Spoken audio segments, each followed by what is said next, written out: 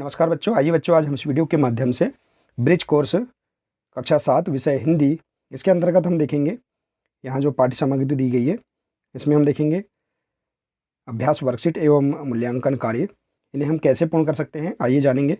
देखिए बच्चों, दिया है यहाँ पाठ्य सामग्री पाठ 8 संत शिरोमणि स्वामी हरिदास। इसे देखिए हम इस गद्यांश को पढ़ लेंगे एक बार। वृक्ष के नीचे मोहन, सोहन, गोपाल और श्याम बैठे हैं। थोड़े समय बाद वहाँ एक शिकारी आया। उसने वृक्ष पर बैठी चिड़िया पर निशाना लगाया। चिड़िया फड़फड़ा कर गिर पड़ी। मोहन ने कहा, अरे यह क्या हो गया? राम राम,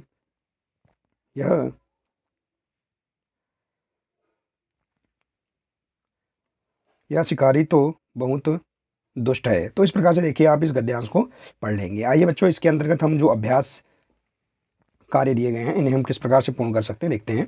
देखिए यहाँ दिया है अभ्यास फर्स्ट, दिए गए अनुच्छेद के वाक्यों में लगे विराम चिन्ह के नाम लिखिए। देखिए यहाँ जो गद्यांश दिया है इसमें जो विराम चिन्ह लगे हैं इन्हें हम देखेंगे। जैसे यहाँ अल्प विराम, प्रश्नवाचक चिन्ह है, विस्मय बोधक चिन्ह।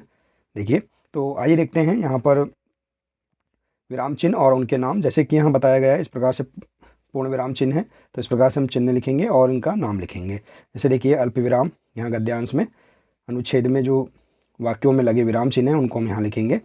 जैसे देखिए योजक चिन्ह, प्रश्नवाचक चिन्ह और विस्मय दिबोधक चिन्ह। तो इस प्रकार से आप इन चिन्हों को लिखकर इनके नाम लिख लेंगे। ठीक है बच्चों, आइए इसी प्रकार से देखते हैं विराम चिन्ह तालिका। देखिए यहाँ दिया है पूर्ण विराम क्या है। देखिए इसका चिन्ह इस प्रकार से दिया है, इसके बारे में हम पढ़ लेते हैं।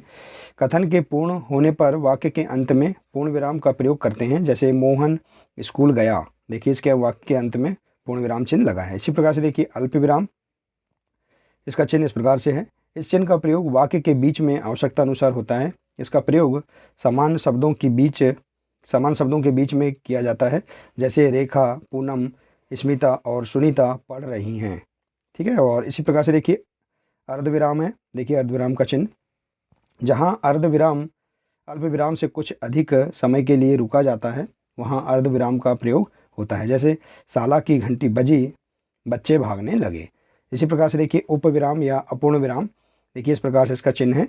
इस चिन्ह का प्रयोग निर्देशक चिन्ह की तरह होता है। जैसे सुमित्रा नंदन पंथ एक अध्ययन। तो इस प्रकार से देखिए आप उपविराम या अपूर्ण विराम के बारे में भी जान सकते हैं। इसी प्रकार से देखिए अगला है प्रश्नवाचक चिन्ह। देखिए इसका चिन्ह इस प्रकार से है, इसे हम देखते हैं। प्रश्नवाचक वाक्यों अथवा प्रश्नवाचक शब्दों के आने पर प्रश्नवाचक चिन्ह का प्रयोग होता है। जैसे आपका क्या नाम है, वह कहाँ जा रहा है। तो इस प्रकार से प्रश्नवाचक चिन्ह वाक्यों के अंत में लगा हुआ है जहाँ प्रश्न किए जाते हैं। और इसी प्रकार से देखिए विस्मय सूचक चिन्ह, देखिए इस प्रकार से प्रायः घृणा, आश्चर्य, प्रसन्नता आदि मनोभावों को प्रकट करने के लिए विस्मय सूचक चिन्ह का प्रयोग किया जाता है। जैसे अरे वह चली गई।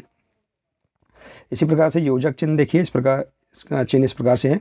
यह चिन्ह दो शब्दों के बीच पुनरुक्त शब्द अथवा अन्य शब्दों के स्थान पर लगाया जाता है। जैसे सुख दुख, हानि लाभ हानि, वन गमन, राजकाज।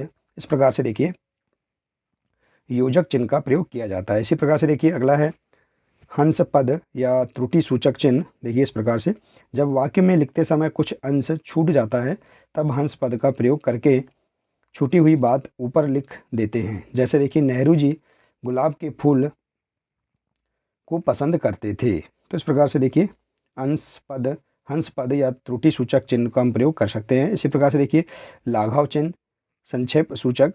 इस प्रकार से शब्दों के संक्षेप लेखन में लाघव चिन्ह का प्रयोग होता है। जैसे देखिए मध्य प्रदेश, उत्तर प्रदेश, APJ अब्दुल कलाम। इस प्रकार से लाघव चिन्ह है।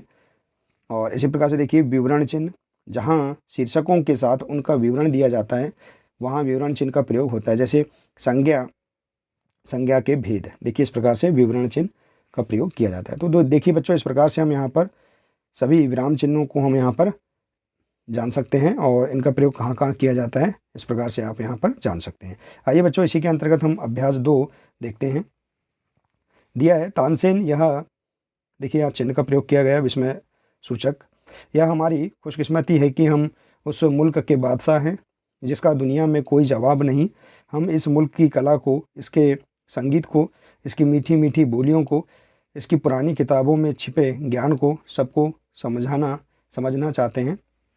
तो देखिए इस प्रकार से यहाँ पर एक गद्यांश दिया है, संवाद या अनुच्छेद दिया है। इसे यथास्थान उचित विराम चिन्हों का उपयोग करते हुए इसी अनुच्छेद को पुनः लिखिए। देखिए हम विराम चिन्ह का प्रयोग करते हुए इसे लिखेंगे। जैसे देखिए, तानसेन, यह हमारी खुशकिस्मती है कि हम उस मुल्क के बादशाह हैं जिसका दुनिया में कोई जवाब नहीं है। देखिए नहीं, यहाँ पूर्ण विराम लगा है। हम इस मुल्क की कला को, इसके संगीत को, अल्प विराम लगा है। देखिए, इसकी मीठी मीठी बोलियों को, इसकी पुरानी किताबों में छिपे ज्ञान को सबको समझाना चाहते हैं। तो इस प्रकार से आप इस अनुच्छेद को पुनः उचित विराम चिन्ह लगाकर इसे पुनः लिख सकते हैं। ठीक है बच्चों, इसी प्रकार से देखिए अगला अभ्यास दिया है, अभ्यास 3।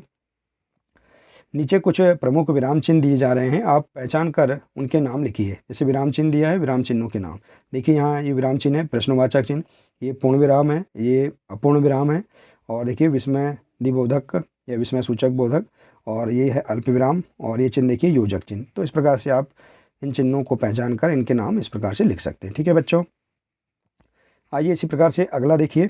अगला अभ्यास दिया है, अभ्यास 4। दिए गए विराम चिन्हों का उपयोग कब और कहाँ किया जाता है। तो देखिए अल्प विराम, इस चिन्ह का उपयोग वाक्य के बीच में आवश्यकता अनुसार होता है। इसका प्रयोग समान शब्दों के बीच किया जाता है। इसी प्रकार से प्रश्नवाचक चिन्ह, प्रश्नवाचक वाक्यों के आने पर प्रश्नवाचक चिन्ह का प्रयोग किया जाता है। और विस्मय सूचक चिन्ह प्राय घृणा, आश्चर्य, प्रसन्नता आदि मनोभावों को प्रकट करने के लिए विस्मय सूचक चिन्ह का प्रयोग किया जाता है। तो इस प्रकार से आप यहाँ पर विराम चिन्हों का उपयोग कब और कहाँ किया जाता है, इसे आप यहाँ इस प्रकार से लिख सकते हैं। इसी प्रकार से अगला अभ्यास दिया है, देखिए अभ्यास 5। दिए गए वाक्यों में उचित विराम चिन्हों का उपयोग कीजिए। देखिए, गुरुदेव वह मेरा सेवक है। तो देखिए गुरुदेव वह मेरा सेवक है, यहाँ पर आप पूर्ण विराम लगा सकते हैं। इसी प्रकार से देखिए, तानसेन तुम कब आए। तो तानसेन तुम कब आए, प्रश्नवाचक चिन्ह। तुम सचमुच संगीत सम्राट हो। तो देखिए तुम सचमुच संगीत सम्राट हो, यहाँ पर योजक चिन्ह हम लगा सकते हैं संगीत सम्राट में। तो इस प्रकार से आप यहाँ पर विराम चिन्हों का प्रयोग इन वाक्यों में कर सकते हैं। ठीक है बच्चों, आइए इसी प्रकार से देखते हैं मूल्यांकन कार्य 11। इसे देखते हैं। यथा स्थान उचित विराम चिन्ह का उपयोग करते हुए निम्नलिखित विषय पर 5 वाक्य लिखिए। जैसे वर्षा ऋतु पर और आपका प्रिय खेल। तो देखिए वर्षा ऋतु पर आप उचित विराम चिन्हों का प्रयोग करते हुए 5 वाक्य लिख सकते हैं। जैसे भारत में वर्षा ऋतु एक बेहद ही महत्वपूर्ण ऋतु है। देखिए यहाँ पर पूर्ण विराम।